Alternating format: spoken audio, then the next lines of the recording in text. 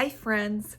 Do you know that sometimes when you have a massive project going on that you are trying to push through and get through it step by step, that you could have the opportunity to pivot?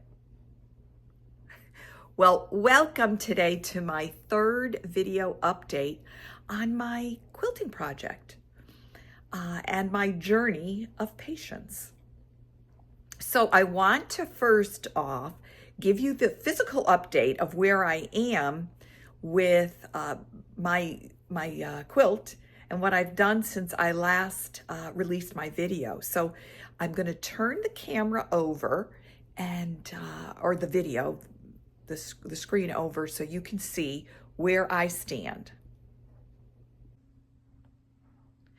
So I completed my 5 strips of daisy. I think the last time I showed you, I had two strips done. So I have 5 strips done.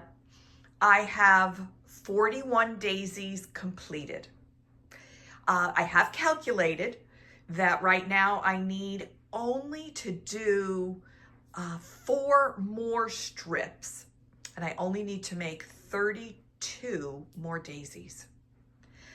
But the interesting thing was that I had lunch yesterday with a friend. Let me pivot back to so you could see me.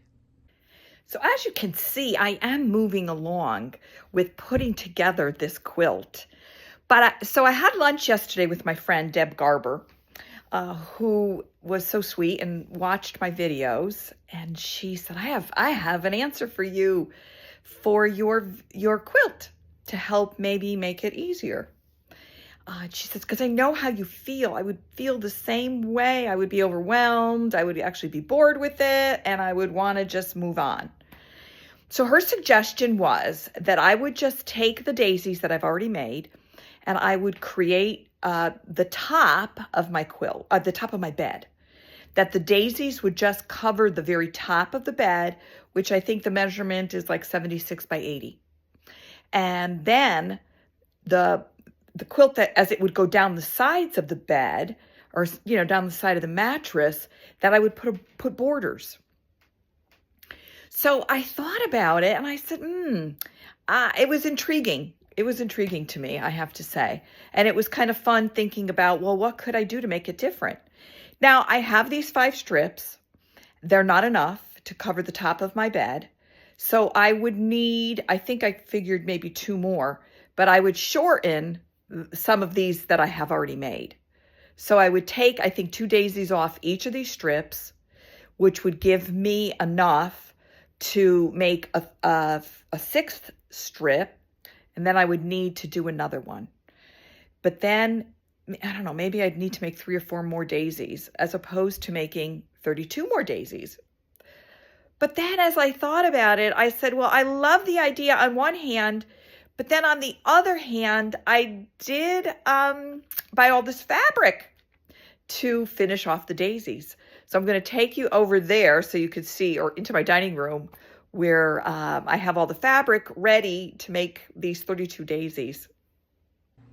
So I am walking into my dining room. Now, mind you, I live alone, so I take over the house. So any and every room can have my quilting. So here are these pieces right here are what I would need to put the strips together. They call them sashing, that goes in between the strips. So that's what this is.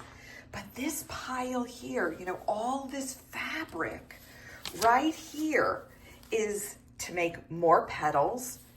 And then all this blue, there's a lot of blue here. All of this is to make more daisies. So I loved my friend's idea of maybe pivoting in that direction.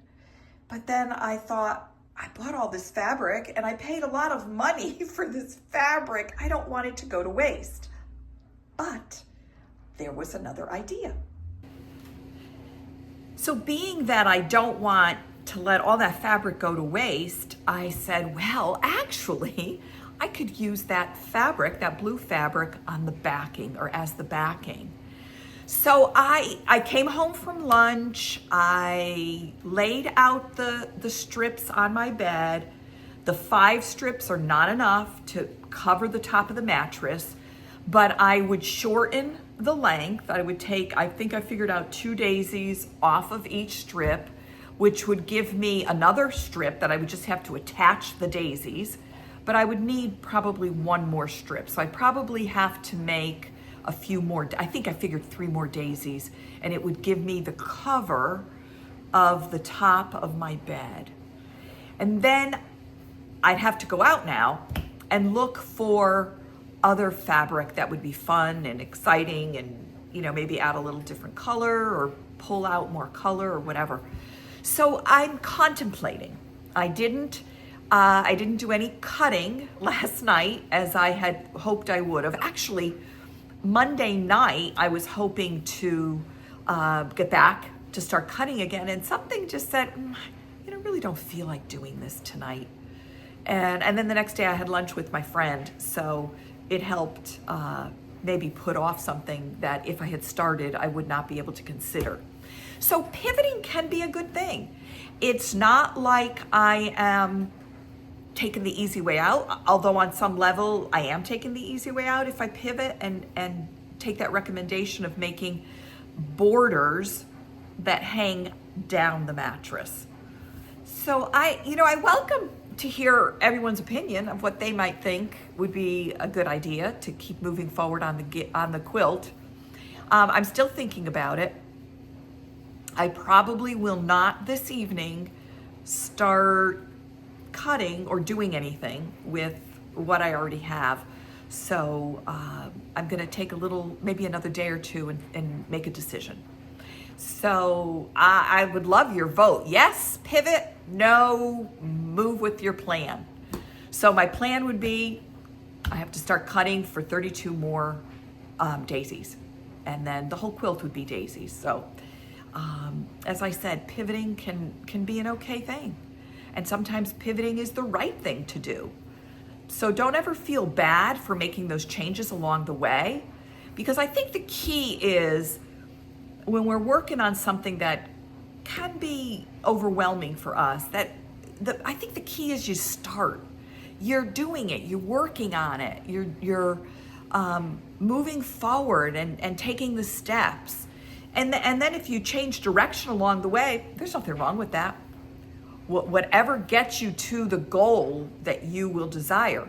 Now, if I choose to pivot and I choose to do the borders around my quilt, am I gonna like it?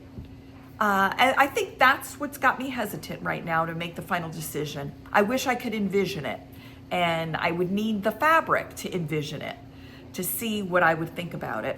So anyway, I am making that decision in the next couple of days. I will get back and I'll let you know whether I pivot or press through. Thanks for listening to this video. God bless.